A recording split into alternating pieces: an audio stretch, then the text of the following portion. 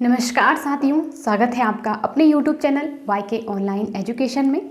दोस्तों, हम यहाँ पर बहुत सारी चीज़ें हिंदी व्याकरण के तहत पढ़ चुके हैं। कई लोग मुझसे रिक्वेस्ट कर रहे थे कि मैम TGT, PGT और KVS में आजकल बहुत सारे फॉर्म निकले हुए हैं, इसके लिए हमें हिंदी साहित्य पढ़ना है, इसकी हमें तैयारी करवाइए। तो मैंने सोचा क्यों ना उनकी हेल्प हो जाएगी मेरी तरफ से, इसलिए मैंने ये शुरुआत की है। तो हम क्या करेंगे कि प्रत्येक दिन एक टॉपिक लेंगे और उन्हें हम यहाँ पे डिस्कस करेंगे। तो उम्मीद है कि आप लोगों को बहुत अच्छा लगेगा। आप यदि पढ़ना चाहते हो तो सब्सक्राइब कीजिए, शेयर कीजिए अपने दोस्तों के साथ। तो चलिए शुरू करते हैं। आज हम आपने देख ही लिया होगा टॉपिक, कामायनी के बारे में हम पढ़ने वाले हैं। छायावाद के अंतर्गत जो भी महत्वपूर्ण कृतियाँ हैं उनसे जिनसे सबसे ज़्यादा आज तक प्रश्न बने हैं और अब आगे भी बनने वाले हैं, उन्हें हम एक एक करके डिस्कस करेंगे। तो आप लोग शेयर भी करते रहिए, साथ ही साथ अपनी जिम्मेदारी समझते हुए, और पढ़ाना हमारा काम है, बाकी तो आप समझदार हैं ही।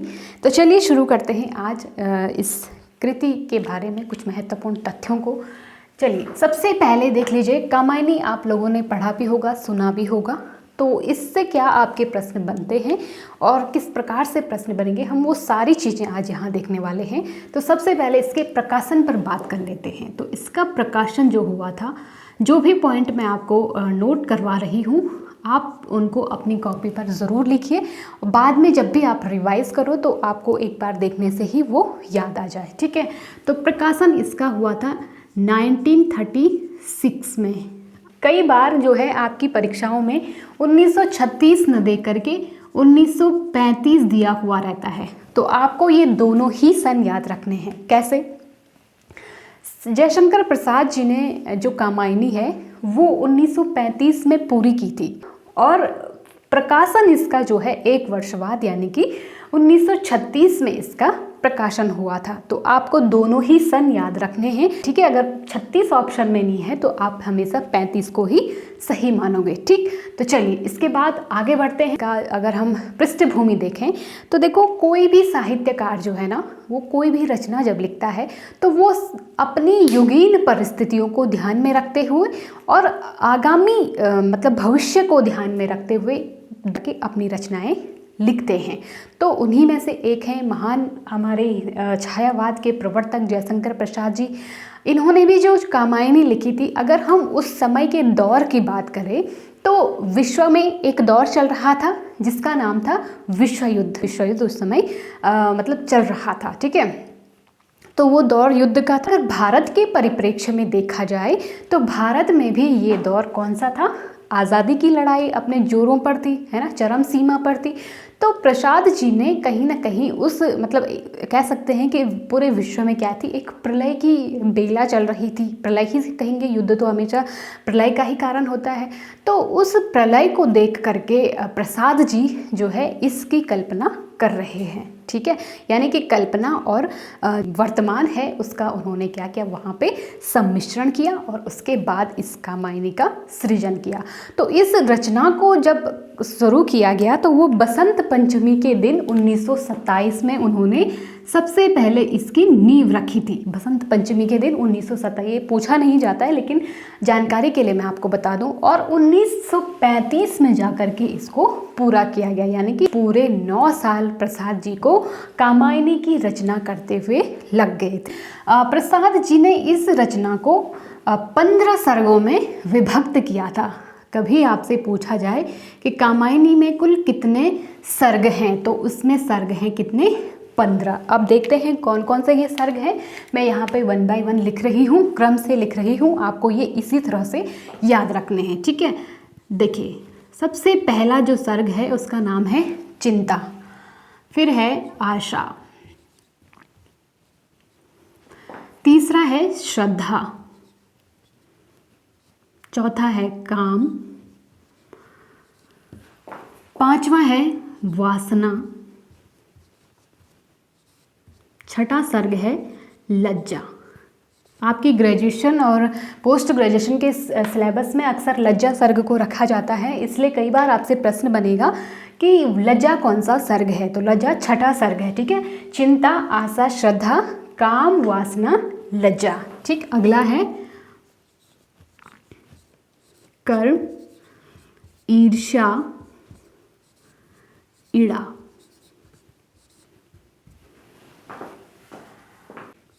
स्वप्न, संघर्ष, निर्वेद।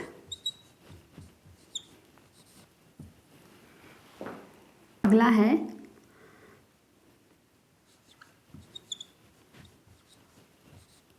दर्शन, रहस्य, आनंद। ठीक है, लास्ट जो सर्ग है वो है आनंद। अब आपको एक चीज पता चली होगी, जो भी यहाँ पे सर्गों के नाम दिए हुए हैं वो सभी क्या है, मानव मन में उमड़ने वाले क्या है, मनोभाव हैं। या कह सकते हैं कि मनुष्य के मन में जो उमड़ने वाले भाव होते हैं उनको ही प्रसाद जी ने यहाँ पे क्या किया है, व्यक्त किया है। ठीक है, तो आपको ये ध्यान रखना है। अब हम बात कर लेते हैं इसके पात्रों की। आपको ये सर्ग ऐसे ही याद होने चाहिए। ठीक है, कई बार आपसे क्रम पूछ लिया जाए कि चिंता कौन सा सर्ग है, आशा कौन सा है, श्रद्धा कौन सा है, आनंद कौन सा है, तो कोई भी सर्ग पूछ लिया जा सकता है। तो आपको इनका क्रम ऐसे ही ध्यान रखना है। ठीक, अब हम इसके पात्र की बात करेंगे कि इसमें कुल कितने पात्र हैं। तो वैसे तो 5 से 6 पात्र इन्होंने लिए, लेकिन मुख्य पात्र हम इसमें बात करेंगे। ठीक है, इसमें जो मुख्य पात्र हैं, सबसे पहले तो है इसमें मनु। दूसरी इसमें जो पात्र है वो है श्रद्धा। ठीक है, अभी हम इनके बारे में भी कुछ जानेंगे क्योंकि ये प्रतीक हैं इस पूरे काव्य में। ठीक है, मनु है, फिर श्रद्धा है, और एक अन्य पात्र है इसमें ईड़ा। ठीक है, ईड़ा, और एक पात्र हम और कह सकते हैं मानव। ठीक है, मनु जो है यहाँ पे मन के प्रतीक हैं, मानव मन के प्रतीक। तो आपके पास क्वेश्चन बनेगा कि मनु किसके प्रतीक यहाँ पे माने गए हैं, तो मानव मन के प्रतीक हैं। ठीक है, के प्रतीक आप इस तरह से लिख लीजिए, एक तरफ से है पात्र, यहाँ पे लिखिए प्रतीक, इसमें आपको ज़्यादा आसानी से याद हो जाएगा। ठीक है, तो मनु क्या है, मन के प्रतीक है। ठीक, श्रद्धा आपकी हृदय के प्रतीक हो गई, और ईड़ा जो है वो बुद्धि की प्रतीक है। मानव जो है देव संस्कृति, देव, और जो मानव है वो मनु और श्रद्धा का पुत्र है, जो देव संस्कृति के प्रलय के बाद, जब देव संस्कृति, जब मतलब जो देवता थे, तो देव संस्कृति में क्या है, भोग विलासा आ जाती है। वो लोग मतलब सुख सुविधाओं में इतने लिप्त हो जाते हैं कि वहाँ पे क्या होता है, प्रलय आ जाती है, और उस प्रलय के बाद सिर्फ शेष बच जाते हैं मनु और श्रद्धा, और उसी का वर्णन इन्होंने अपने इन सर्गों में किया है। तो उनमें जब मनु और श्रद्धा जीवित बच जाते हैं, फिर इन दोनों में प्रेम होता है। उसके पश्चात इनका विवाह होने के पश्चात जो मानव है वो उसकी उत्पत्ति होती है, और उसके बाद जो है नई सभ्यता का विकास होता है। तो धीरे धीरे मतलब ये जो सर्ग है, इसमें इन्होंने पूरी जो सभ्यता कैसे विकसित हुई, क्या क्या उसमें बाद में हुआ, कैसे प्रलय आई, देव संस्कृति का कैसे विनाश हुआ, ये सारी चीज़ें उन्होंने क्रमशः अपने सर्गों के माध्यम से अभिव्यक्त की हैं। और साथ ही साथ जो उस समय की जो तात्कालिक परिस्थितियाँ थी उनका भी इन्होंने उसके मतलब भावार्थ उसमें भी उसका भी वहाँ व्यक्त किया है। ठीक है, तो उम्मीद है आप लोगों को समझ में आ रहा होगा। चलिए आगे बढ़ते हैं। कामायनी के बारे में बहुत सारे विद्वान हुए हैं जिन्होंने इसके बारे में जो है कई कथन व्यक्त किए हैं। ठीक है, तो एक बहुत फेमस कथन आपको अगर ध्यान हो या आपने कभी सुना हो या प्रीवियस क्वेश्चन पेपरों में भी कई बार पूछा गया है कि कामायनी छायावाद का उपनिषद है। छायावाद का उपनिषद तो किसने ये कहा है, तो ये शांतिप्रिय द्विवेदी के द्वारा कहा गया है। एक और विद्वान हुए हैं जिन्होंने कहा है कामायनी जीवन काव्य है। कामायनी जीवन काव्य है। कामायनी जीवन काव्य है। तो कामायनी को जीवन काव्य किसने कहा था? डॉक्टर हरिचरण शर्मा ने। डॉक्टर हरिचरण शर्मा ये आलोचक हैं। ठीक है, रहस्यवाद का प्रथम महाकाव्य है। प्रथम महाकाव्य किसने कहा था? तो ये कहा था सूर्यकांत त्रिपाठी निराला जी। छायावाद के संस्थापक जयशंकर प्रसाद थे और उनके साथ में दूसरे जो कवि थे वो कौन थे? सूर्यकांत त्रिपाठी निराला थे। इन्होंने क्या कहा है कि जो कामायनी है वो रहस्यवाद का प्रथम महाकाव्य है। कोटेशन ध्यान रखिए, कई बार आप जो लोग टीजीटी पीजीटी की तैयारी कर रहे हैं ना, उनके लिए ये बहुत ही महत्वपूर्ण प्रश्न है। यहाँ से आपके प्रश्न बहुत बार पूछे जाते हैं, ठीक है। इसके बाद है मानव चेतना के विकास का काव्य। ये किसने कहा था? चलिए लिख लेते हैं। कामायनी मानव चेतना काव्य है,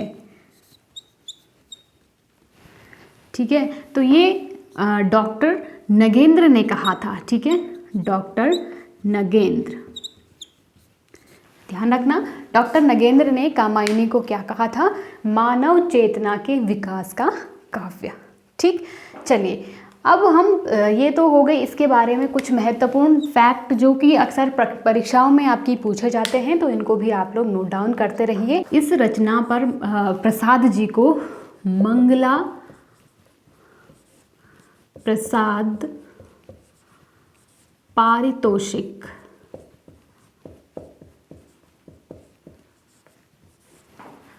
सम्मान, ठीक है, उस समय का बहुत ही फेमस सम्मान था जो कि साहित्य के क्षेत्र में दिया जाता था, ठीक है। साहित्य अकादमी, ये पुरस्कार बाद में हुए। साहित्य अकादमी पुरस्कार तो 1954 से दिया जाने लगा, लेकिन उस समय जो साहित्य उत्कृष्ट रचनाएं होती थी ना, तो उसमें जो सबसे मतलब काफ़ी जो श्रेष्ठ पुरस्कार के अंतर्गत माना जाता है वो है मंगला प्रसाद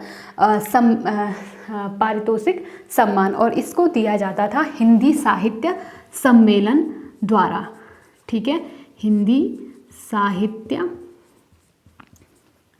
सम्मेलन, ठीक है। ये हिंदी साहित्य सम्मेलन का पुरस्कार है, ठीक है। तो कई बार क्वेश्चन ये भी बन जाता है कि मंगला प्रसाद पारितोषिक सम्मान किसके द्वारा दिया जाता था? तो हिंदी साहित्य सम्मेलन द्वारा ये पुरस्कार दिया जाता था और उत्कृष्ट रचनाओं के लिए दिया जाता था, ठीक। ओके, अब मैंने जैसे पहले बताया कि इस रचना के लिए प्रसाद जी को कितना समय लगा? 9 वर्ष का समय लगा था। इसका जो प्रमुख रस है वो है शांत रस, ठीक है। कामायनी का जो पहला नाम था वो क्या था? तो कामायनी का प्रारंभ में नाम जो था, पहले इसको श्रद्धा नाम दिया गया था, ठीक है। प्रसाद जी ने जब शुरू किया था इसको लिखना, तो उस समय इसका नाम था श्रद्धा। अब इसको बाद में इन्होंने क्या, देखो जब हम अगर कामायनी का अगर हम एक अर्थ लें तो ये श्रद्धा जो शब्द है ना, इसका मतलब भी कामायनी ही होता है, ठीक है। यानी कि कामायनी का मतलब भी श्रद्धा ही होता है, और आपने देखा होगा श्रद्धा इसकी पात्र भी है। कामायनी का तीसरा सर्ग का नाम भी श्रद्धा है, और इसकी जो प्रारंभ में रचना हुई थी वो श्रद्धा नाम से ही की थी। उन्होंने बाद में जब ये रचना पूरी हो गई थी उसके बाद इन्होंने इसका नाम परिवर्तित करके इसको कामायनी नाम दे दिया गया था, ठीक है। और जो अगर इसमें कभी बार पूछा जा सकता है कि जो श्रद्धा थी वो किस गोत्र की कन्या थी, ठीक है। तो श्रद्धा जो थी क्योंकि काम गोत्र में उत्पन्न हुई थी, काम की पुत्री थी ना, जो कामदेव थे, ठीक है। तो कामदेव की पुत्री थी श्रद्धा। काम गोत्र में काम गोत्रजा भी श्रद्धा को कहा जाता है, ठीक है।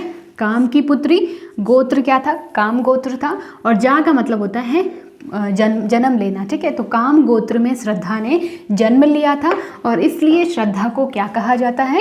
काम गोत्रजा भी कहा जाता है, ठीक है। तो कामायनी का जो मूल आधार था शतपथ ब्राह्मण, ठीक है, शतपथ ब्राह्मण, आपको ध्यान रखना है, शतपथ ब्राह्मण को इसका मूल आधार माना जाता है, ठीक है। और वैसे तो मतलब बहुत ऐसे छांदोग्य उपनिषद है और भी उपनिषद, मूल जो है वो कौन है? शतपथ ब्राह्मण ही है। संदेश की अगर हम बात करें या इसका उद्देश्य हम कहें, संदेश कहें या उद्देश्य कहें, ठीक है, कई बार आपसे उद्देश्य करके भी पूछा जाता है। तो संदेश या उद्देश्य क्या है इसकी? आनंदवाद की प्राप्ति, ठीक है, आनंदवाद की प्राप्ति, आपने देखा होगा पहला सर्ग क्या था, चिंता। चिंता में मग्न थे कौन, मनु। और चिंता से शुरू होते होते वो लास्ट कहाँ पहुँच जाता है, आनंद की प्राप्ति में पहुँच जाता है। ठीक, कामायनी का मूल दर्शन, तो इसमें मूल दर्शन कौन सा है,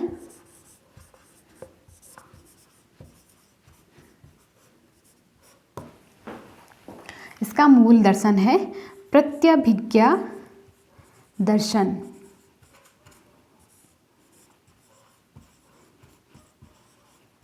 ठीक, प्रत्यभिज्ञा दर्शन है और जो कि कश्मीर के शैव दर्शन पर आधारित है। जो शैव दर्शन होता है वो शिव की उपासना पर बल देता है। विज्ञा का मतलब क्या होता है, अपने वास्तविक स्वरूप की पुनः पहचान करना। ठीक, इसके बाद कुछ और महत्वपूर्ण तथ्य देख लेते हैं। अगर इसमें कभी आपसे प्रश्न बने कि जो कामायनी है उसका मुख्य उद्देश्य क्या है या उसका संदेश क्या है, तो आपको ध्यान रखना है संदेश। ठीक है, इसी तरह से नोट डाउन भी करते रहिए कामायनी का संदेश क्या है। तो कामायनी ने जो संदेश दिया है वो तो सबसे पहले है समरसतावाद। समरसतावाद, ठीक है। एक है अभेदवाद और अंतिम जो है वो है आनंदवाद।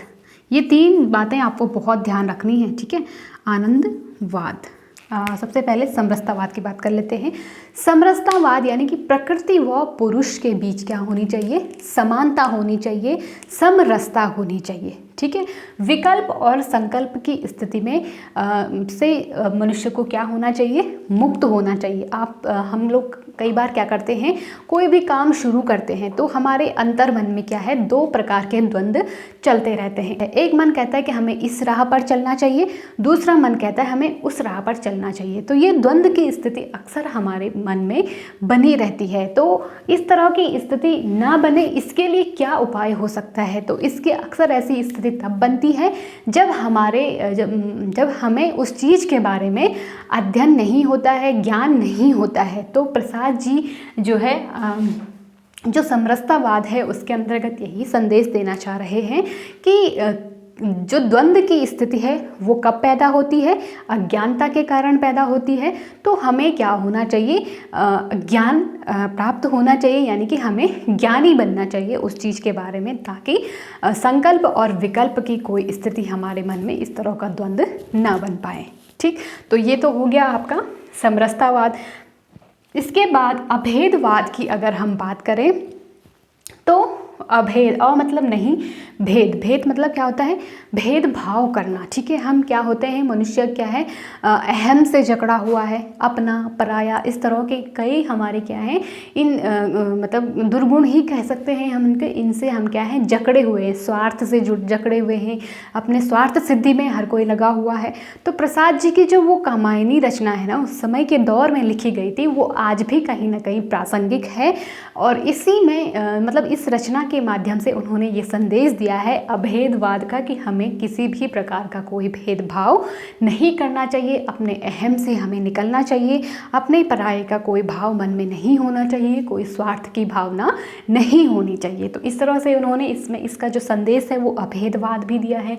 और आनंदवाद की अगर हम बात करें तो सत्य मतलब होता है सत्य, सत्य की राह पर चलना, सच्चित आनंद आपने सुना होगा। ठीक है, और चिंतन करना, चिंतन मनन करना, तो सच्चित आनंद के सच्चित को मिला करके आनंद की प्राप्ति। अगर ये सारी चीज़ें हमारे अंदर आ जाती हैं तो फिर हमें आनंदवाद की प्राप्ति हो जाती है। तो यही इस रचना का सार कहें या संदेश कहें या उद्देश्य कहें, आपसे कई बार पूछा भी जाता है। ठीक, उम्मीद है आप लोग समझ पा रहे होंगे। रहस्य सर्ग से ये पंक्ति आप चाहो तो नोट डाउन भी कर सकते हो, कई बार पूछी भी जाती है। ज्ञान दूर कुछ क्रिया भिन्न है, इच्छा क्यों पूरी हो मन की, एक दूसरे से न मिल सके यही विडंबना जीवन की। ज्ञान दूर, अब इसका मतलब क्या समझे आप, ज्ञान दूर कुछ क्रिया भिन्न है, यानी कि हम जो कार्य कर रहे हैं उसके संबंध में हमें ज्ञान नहीं होता है, यानी हमारा ज्ञान और हमारी क्रियाएं क्या हैं, एक दूसरे से भिन्न है। उस क्षेत्र में हम क्रिया कर रहे हैं जिसका हमें कोई ज्ञान नहीं है, तो फिर हमारे मन की इच्छा क्यों पूरी होगी? हम वहाँ सफलता अर्जित करना चाहते हैं, तो अगर हमें उस चीज़ का नॉलेज ही नहीं है तो फिर हमें सफलता कैसे प्राप्त हो सकती है? ठीक है, एक दूसरे से न मिल सके यह विडंबना जीवन की, यानी कि ज्ञान और क्रिया दोनों ही क्या है, आपस में कोई मेल जोल नहीं है। ज्ञान किसी चीज़ का है, क्रिया कुछ कर रहे हैं, दोनों का ही कोई तालमेल नहीं है। ये क्या है, बहुत बड़ी विडंबना है। ठीक है, तो हमेशा इससे यह बहुत बड़ा संदेश प्रसाद जी देना चाह रहे हैं कि जो भी आप ज्ञान प्राप्त करते हो उसी क्षेत्र में आप अपनी क्रियाएं भी करते रहिए, तभी आपका क्या हो सकती है, इच्छा पूरी हो सकती है, तभी आपको सच्चित आनंद की प्राप्ति हो सकती है। ठीक, इसको आपको अगर डिटेल से पढ़ना है तो आप अपनी पोस्ट ग्रेजुएशन की किताब से पढ़ सकते हो, या फिर मार्केट से भी कामायनी एक पुस्तक मिल जाएगी आपको इजीली, तो आप ऑनलाइन भी परचेस कर सकते हो। अगर आपको डिटेल से 15 के 15 सर्ग आपको पढ़ने हैं, बहुत ही इंटरेस्टिंग है, आप लोग चाहो तो ज़रूर पढ़िएगा। और इसके बाद बहुत ही रोचक ये पुस्तक है। जैसे इसमें कहा भी गया है, जब शुरुआत में मनु मतलब देव संस्कृति में प्रलय हो जाता है तो मनु क्या है, बहुत ही मतलब निराश भाव से, क्योंकि मनु ही हैं ऐसे प्राणी जो वहाँ पर जीवित बच गए, और मनु निराश होकर के एक शिला पर बैठे हुए हैं, तो उसका उन्होंने बहुत ही रोचक वर्णन किया है प्रसाद जी ने। हिमगिरी के उत्तुंग शिखर पर बैठ शिला के शीतल छाँव, एक पुरुष भीगे नयनों से देख रहा है प्रबल प्रवाह, यानी कि हिमगिरी के उत्तुंग यानी कि हिमालय चारों तरफ क्या है, बर्फ़ ही बर्फ़ है, और उत्तुंग यानी कि ऊंचे ऊंचे शिखरों पे मनु क्या है, एकदम शांत होकर के बैठे हुए हैं। हिमगिरी के उत्तुंग शिखर पर बैठ शिला के शीतल छाँव, शिला की शीतल छाँव में वो बैठे हुए हैं।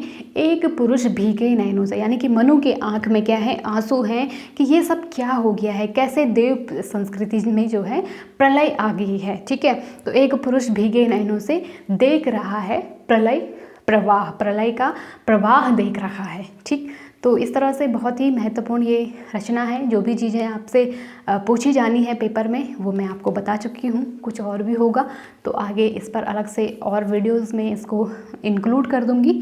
आज के लिए इतना ही करते हैं। उम्मीद है आपको सेशन पसंद आया होगा। यदि पसंद आया तो एक लाइक ज़रूर कीजिएगा। कोई भी आपका क्वेश्चन हो तो मुझे कमेंट करके ज़रूर लिखिएगा। अपने दोस्तों के साथ शेयर करना बिल्कुल भी ना भूलिए। अगले वीडियो में आपसे फिर मुलाकात होगी। तब तक के लिए पढ़ते रहिए, अपना ख्याल रखिए। नमस्कार।